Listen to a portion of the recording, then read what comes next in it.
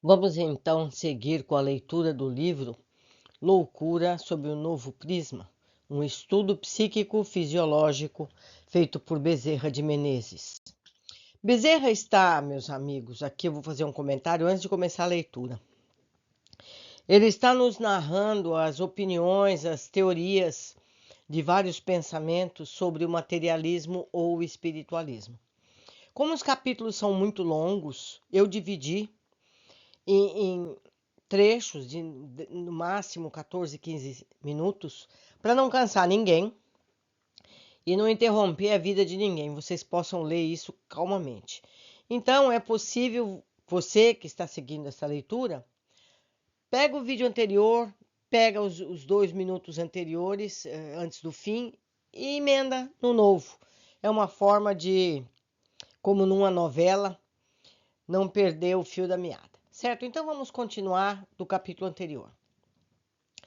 Um dos mais notáveis, ele está falando pensadores, Littré, dedicou toda a vida à sustentação da doutrina do mestre, guardando restrita neutralidade nominal entre o materialismo e o espiritualismo. Nominal, dissemos, porque se ele admite o elemento material, só aceita para a coordenação da ciência aquilo que dão os sentidos pela experiência.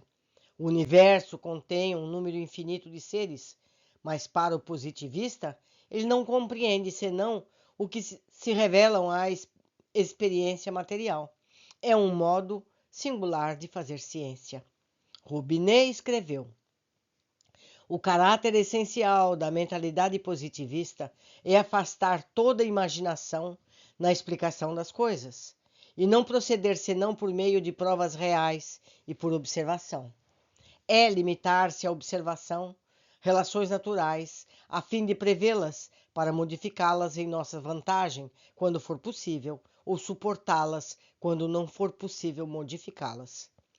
Sendo assim, jamais o positivismo constituirá uma ciência, visto que não adquire senão as relações entre fenômenos sem cogitar de suas causas. Nem mesmo constituirá um sistema de método científico, desde que despreza as relações de causa e efeito. Nunca passará de um registro de fatos verificados, sem classificação nem dedução, e mais um meio de restringir do que ampliar o conhecimento da verdade. O próprio Littré recomenda absoluta abstenção de toda questão relativa à essência das coisas, exprimindo-se assim: não conhecendo nem a origem nem o fim das coisas, o positivismo não tem razão para negar nem para afirmar que existe alguma coisa além dessa origem e desse fim. Pois, o positivista não pode cogitar de problemas que escapam à ação de seu método. A esse respeito, diz Delany, é possível este equilíbrio recomendado por Littré? Quando as leis da natureza manifestam um admirável encadeamento entre os fenômenos, é possível limitar-se ao estreito círculo dos fatos conhecidos sem se procurar uma causa, qualquer que ela seja? Não, não é natural parar-se em meio do caminho e dizer-se: não, não passemos daqui. A invencível curiosidade humana nos impede de transpor os limites, mesmo que nolo proíbam, e voluntariamente ou não, o ser humano de ciência é chamado a pronunciar-se num outro sentido. O próprio Littré, que recomenda a abstenção, é o primeiro que a quebra, como o tem feito com seus discípulos e companheiros. Eles se manifestam francamente materialistas, como o prova a seguinte passagem do mestre no prefácio do Leblès sobre o materialismo. Diz ele: o físico reconhece que a matéria pesa, a psicologista que a substância nervosa pensa, sem que nenhum nem outro tenham a pretensão de explicar por que uma pesa e a outra pensa. Afirmar que o psicologista reconhece que a substância nervosa pensa não é destruir a recomendação de Littré acima transcrita? Entretanto, essa afirmação é do próprio Littré, e que prova que deram os psicologistas de que a substância nervosa pensa? Ninguém jamais o conseguiu provar, principalmente a um positivista, cuja senha é afastar toda a imaginação na explicação das coisas. E, pois Littré renegou o seu programa, o seu método, aceitando a tese materialista na fé dos padrinhos. É que estreitíssimos são os laços que unem as duas escolas. O positivismo, embora proclame sua isenção, aceita sem reserva os princípios fundamentais do materialismo e nega uma gota d'água ao espiritualismo. Littré não aceita somente a substância nervosa pensante, examinando o universo e as leis que o regem, diz que ela tem em si mesma sua própria causa, princípio fundamental do mais puro materialismo. Como logrou o ilustre filósofo este conhecimento pelo método positivista? Não há quem o possa descobrir. O positivismo é, pois, consciente ou inconscientemente materialista? E uma vez que demonstramos que o materialismo não prevalece outra verdade da existência do mundo imaterial, é ocioso repetir argumentos para casos idênticos. A questão em relação ao positivismo é essa. Se limitam ao seu programa e não afirmam nem negar o que lhes escapa à experiência material, nada tem com a alma que está fora do círculo de suas indagações. Se, porém, abandonam aquele programa e abraçam, sem as suas rigorosas experimentações, as teses materialistas, como as citadas, está dito o que devemos dizer-lhes. Nem os conhecimentos químicos de Molesco, nem a inteligência de Boucher, de Carlos Vogt, de Luiz, podem abalar o princípio da existência da alma, provado racionalmente, atestado pelas legiões dos maiores vultos de todo o mundo, de todos os tempos. Não é, pois, tal princípio um produto da imaginação, pois emana da razão e da consciência universal, de um modo tão veemente que afirma-se na crença da humanidade. Vox Populi. Até aqui, temos-no tratado racionalmente, pela autoridade dos sábios de todos os tempos, e pela destruição do castelo materialista, que pretende assentar sobre as ruínas. Cabe-nos agora a tarefa de provar experimentalmente a verdade de seu ser, que será o trabalho do segundo parágrafo do presente capítulo. Demonstração experimental da existência da alma, as provas diretas da existência, no homem, ou seja, no ser humano, de um princípio distinto do corpo, podem ser divididos em duas ordens: a das que resultam da dedução e das que afetam os sentidos. As primeiras são um meio termo entre as racionais e as verdadeiramente experimentais, e consistem nas manifestações anímicas por anestesia e por sono magnético. Anestesia e sonambulismo, pois, que produzem idênticos efeitos, devem operar do mesmo modo sobre o organismo, e assim é.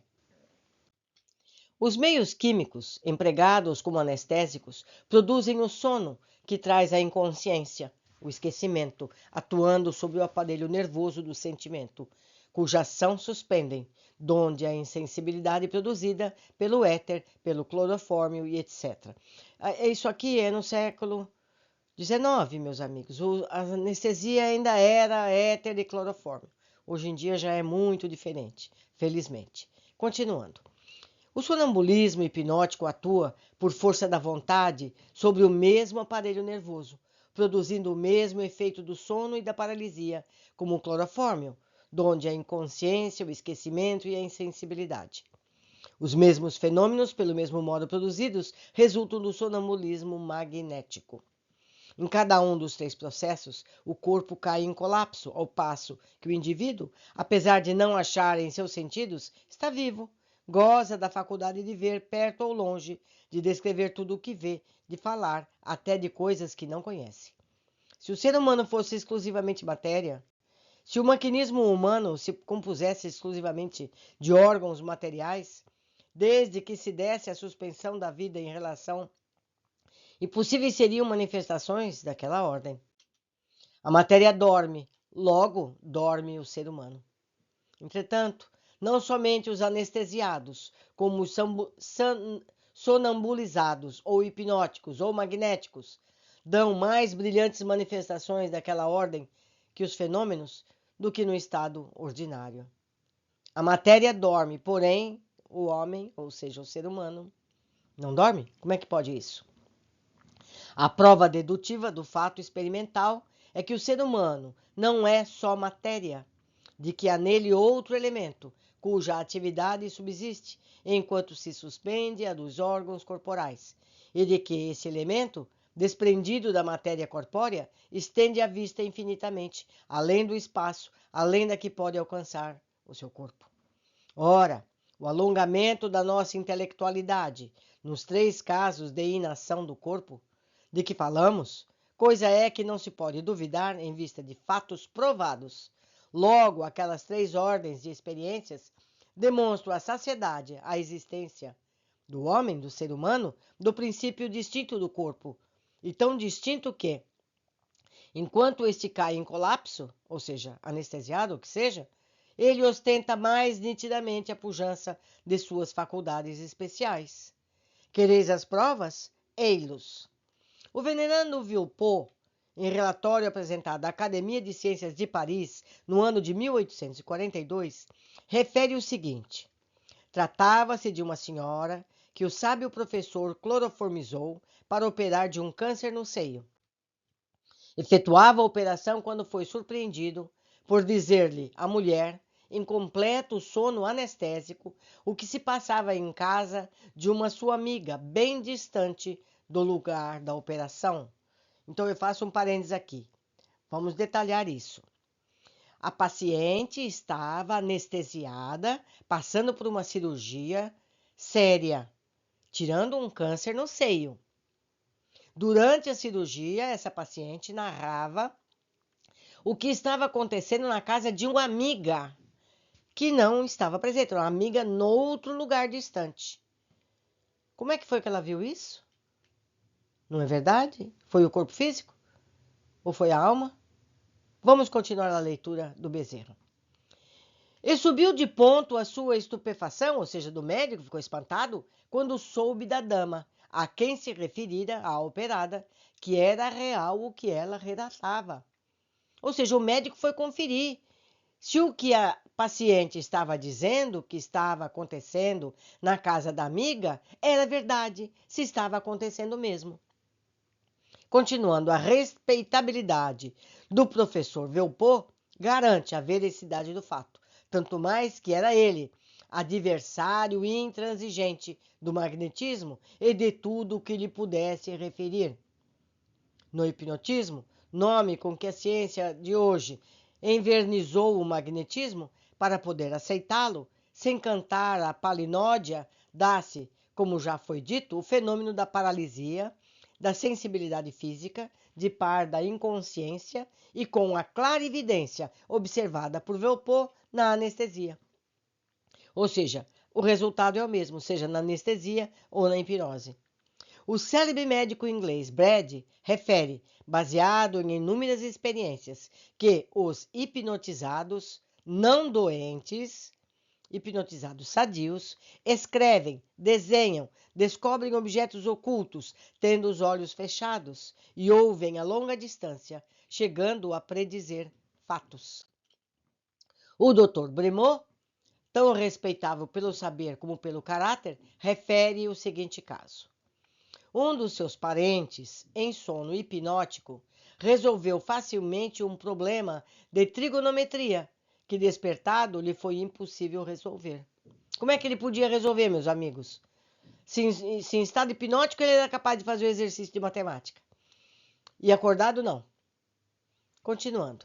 As experiências de Brad, de Donato, de Bernheim e, ultimamente, de Charcot confirmam aquele fato por outros não menos surpreendentes.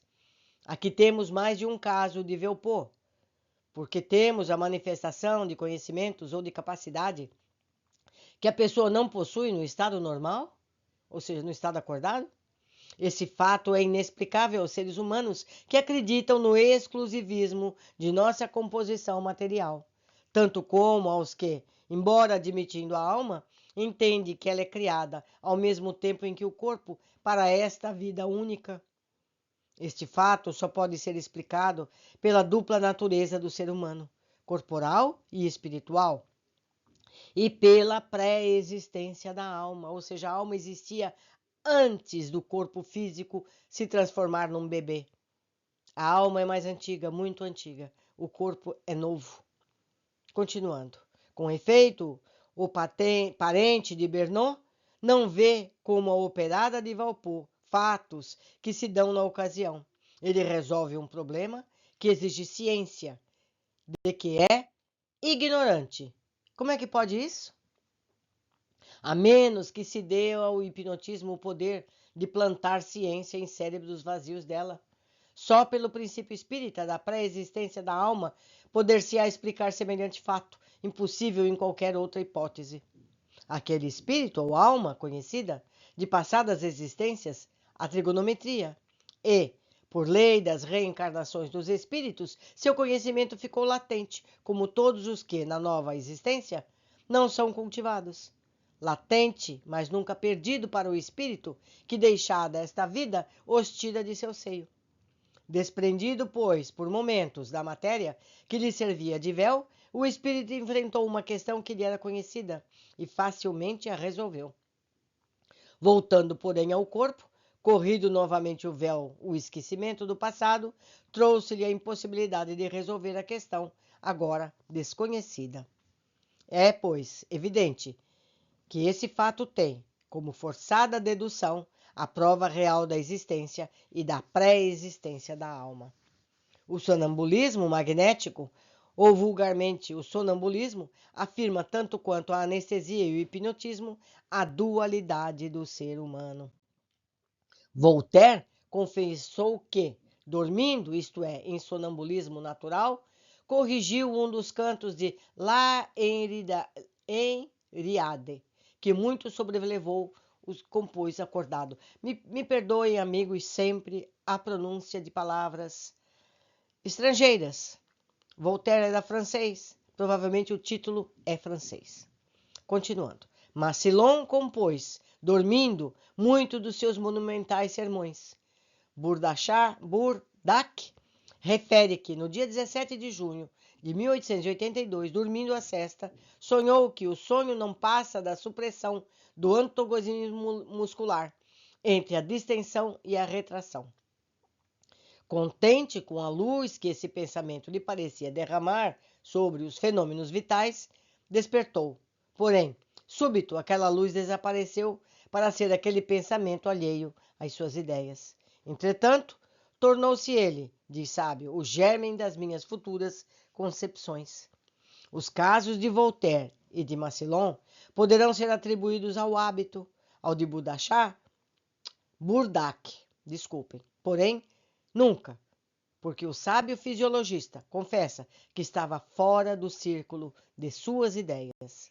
Este fato, pois, revela, como uma experiência material, a existência no ser humano de um princípio que não dorme enquanto dorme o corpo e que, desprendido do corpo, vê mais claro e mais longe, recorda conhecimentos de outras eras que jazem latentes no seu misto na presente existência. E que, porém, é mais significativo em nosso caso é o fato referido por Esquirol, de um farmacêutico que se levantava todas as noites em estado sonambúlico para aviar as receitas que lhe ficavam do dia.